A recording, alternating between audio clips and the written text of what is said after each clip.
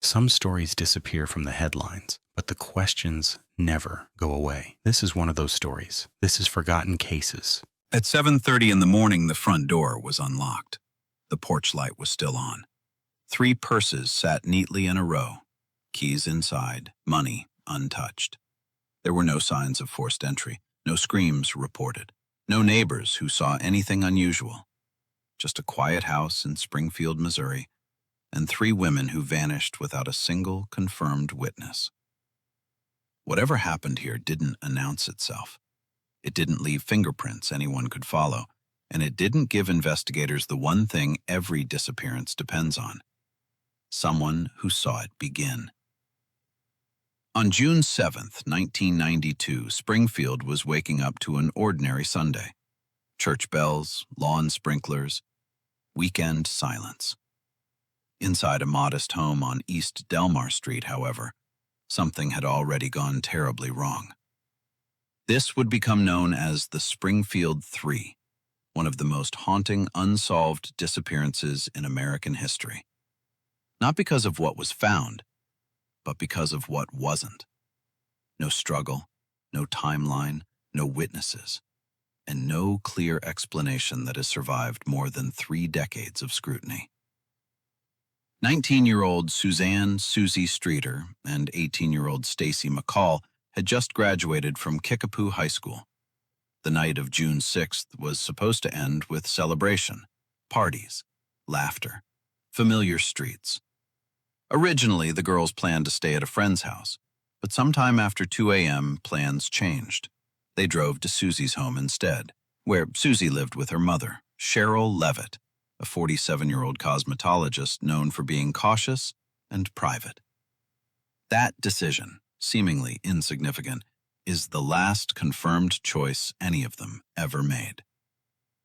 When friends arrived later that morning to pick Stacy up for a trip, something felt off immediately. The front door was unlocked. The television was on. A broken porch light lay carefully placed beneath its globe, as if someone had cleaned it up. Inside, nothing appeared disturbed. No overturned furniture, no blood, no signs of panic. But all 3 women were gone. Their purses lined up together, cars still in the driveway, a dog left behind, calm and unharmed. It was as if the house had been paused, mid-breath. Before police arrived, well-meaning friends began cleaning.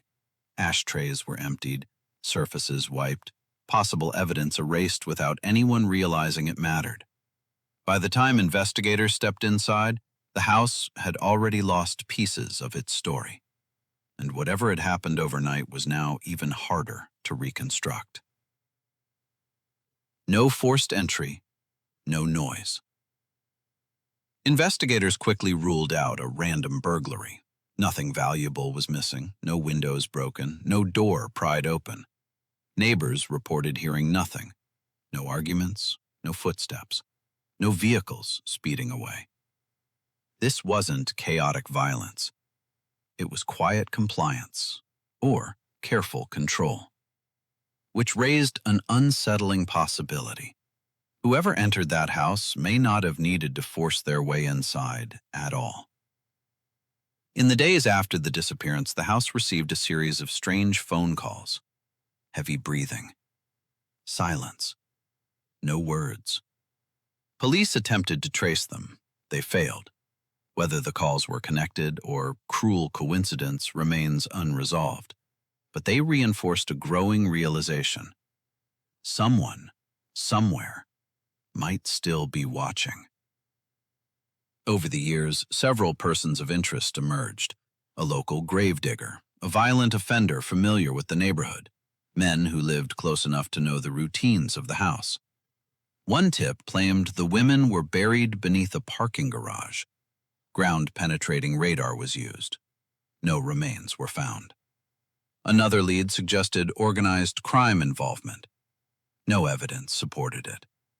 Each theory collapsed under the same weight: assumption without confirmation. Abductions involving multiple victims are statistically rare. Abductions involving 3 adults, inside their own home are rarer still. This wasn't a crime of impulse. It required control, planning, confidence, and most disturbingly, it required silence. As years passed, witnesses aged, memories softened, physical evidence degraded or never existed at all. No bodies were found, no arrests made. The case became something else entirely. Not an investigation chasing answers, but a question that refused to go away. There is one detail investigators continue to return to. Not a suspect, not a theory, but the purses. 3 women, different ages, different habits, all leaving behind money, identification, keys, placed together. That single image suggests something deeply unsettling. A moment where choice was removed. Not chaos, not panic, but compliance under threat, or trust placed in the wrong presence. Whatever happened didn't look violent. It felt controlled. And control, more than force, is what makes this disappearance so disturbing. Today, the house on East Del Mar is gone, demolished, replaced. But the absence remains. 3 women walked into that home after graduation night and were never seen again. No witnesses came forward. No definitive timeline emerged. No explanation ever fully fit the facts left behind. The Springfield 3 didn't vanish loudly. They vanished cleanly. And that may be the most unsettling truth of all. That sometimes, people don't disappear because no one was watching. They disappear because whatever happened was designed so no one ever would. And somewhere in the details we overlook, the silence, the order, the unlocked door, the real story may still be waiting, unseen. This case may be forgotten by many, but someone out there knows the truth. What do you think really happened? Share your thoughts and subscribe for more forgotten cases.